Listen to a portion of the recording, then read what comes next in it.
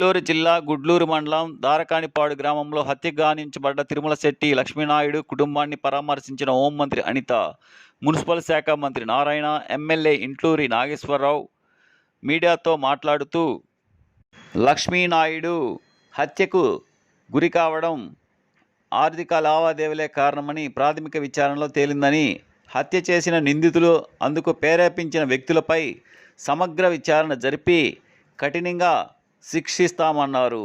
నిందితులను ఇప్పటికే అరెస్ట్ చేసి రిమాండ్కు పంపామన్నారు. బాధితురాలి ప్రభుత్వం అండగా ఉంటుందని చెప్పారు. ఈ హత్యని రాజకీయం చేయవద్దని అన్నారు. క్రిమినల్స్కు కుల మతాలు ఉండవని, హత్య చేసిన వారిని కఠినంగా శిక్షిస్తామని ఈ కార్యక్రమంలో తాడేపల్లిగూడెం శాసనసభ్యులు బొల్లిశెట్టి శ్రీనివాస్, జిల్లా SP Ajitha Vejendla, Kandukur sub collector Himavamsi తదితరులు పాల్గొన్నారు.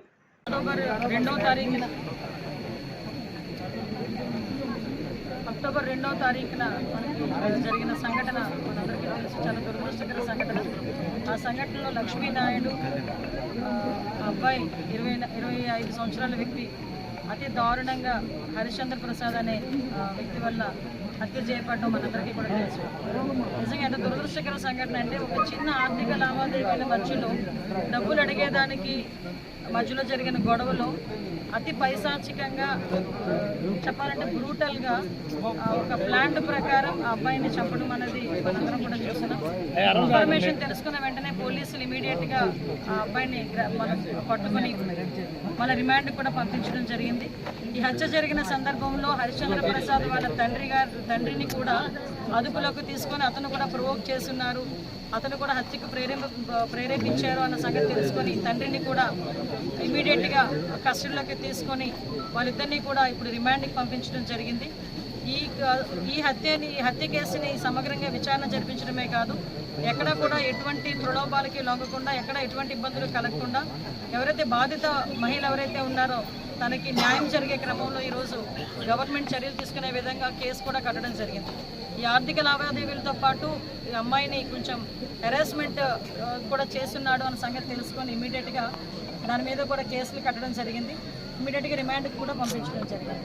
మీ అందరికీ తెలిసి ఈ అమ్మాయికి కూడా, సుజాతకి కూడా 2 చిన్న బిడ్డలు. ఆ అమ్మాయికి కూడా 1 సంవత్సరం ఆడపిల్ల, ఇంకొక 4 సంవత్సరాల ఆడబిడ్డ.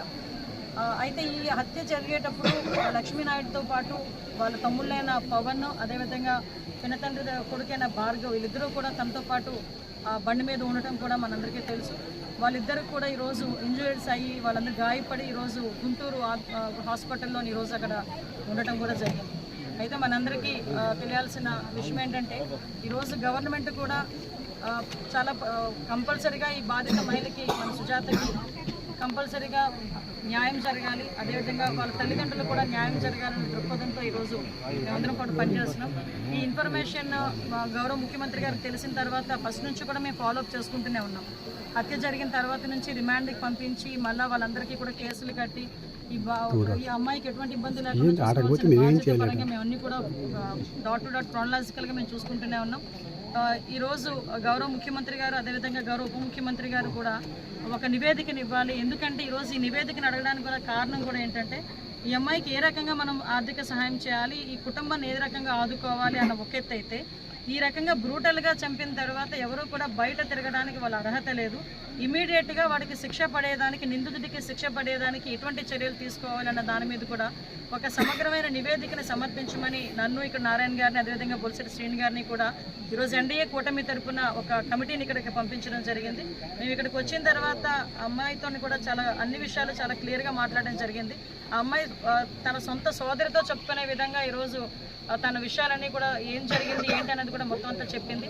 గౌరవ ముఖ్యమంత్రి గారు కూడా సాక్షాత్తు అమ్మాయితో మాట్లాడడం జరిగింది, తనకి భరోసా ఇవ్వటం జరిగింది. అమ్మాయిని అన్ని విధాల కుటుంబ పరంగా, అదేవిధంగా అన్ని విధాల అమ్మాయిని ఆదుకుంటామని చెప్పి అమ్మాయికి భరోసా ఇవ్వటం జరిగింది.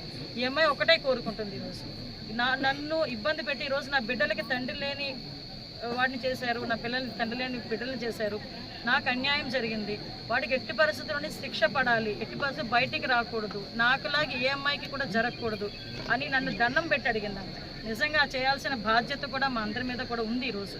ఎందుకంటే ఎలా పడితే అలా ఇష్టానుసారంగా మేము చెప్పిందే వేదం, మేము ఎలా చెప్తే అలా జరుగుతుంది అనుకునే రకంగా ఉండి ఎలా పడితే అలాగ అమ్మాయిలు ఇబ్బందులు పెట్టే పరిస్థితి వచ్చి ఇలా చంపుకునే పరిస్థితులు వస్తే డెఫినెట్గా గవర్నమెంట్ చూస్తూ ఊరుకునే పరిస్థితి లేదు.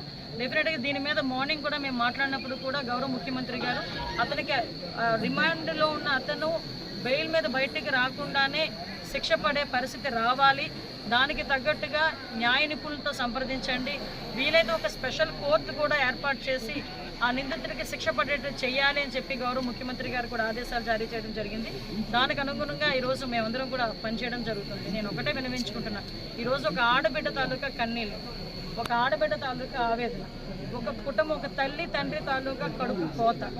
దీన్ని అనవసరంగా నేను ఒక్కటే విజ్ఞప్తి చేస్తున్నా, యాజ్ ఎ హోమ్ మినిస్టర్గా విజ్ఞప్తి చేస్తున్నా, అట్ ద సేమ్ టైం ఒక మహిళగా కూడా విజ్ఞప్తి చేస్తున్నా, ఒక తల్లిగా కూడా విజ్ఞప్తి చేస్తున్నా. దీన్ని దయచేసి రాజకీయాలకి చేయకండి. ఇంకొకటి ఏంటంటే కులాలకి ఆపాదించి కుల రాజకీయాలు చేయాలని చేసి దీన్ని అనవసరంగా రాజకీయాలకు ఉపయోగించుకోవద్దని మిమ్మల్ని అందరినీ కూడా చేతులెత్తి నమస్కరించి నేను అడుగుతున్నాను. ఎందుకంటే ఈరోజు మీకు వీలైతే అమ్మాయికి సాయం చేయండి, వీలైతే అమ్మాయికి భరోసాగా నిలబడదాం, ఆ కుటుంబానికి భరోసాగా నిలబడదాం. ఈరోజు గవర్నమెంట్ ఇన్సిడెంట్ జరిగిన వెంటనే ఇమీడియట్గా మేము తెచ్చుకున్నాం, మా అబ్బాయికి అదుపులోకి తీసుకున్నాం.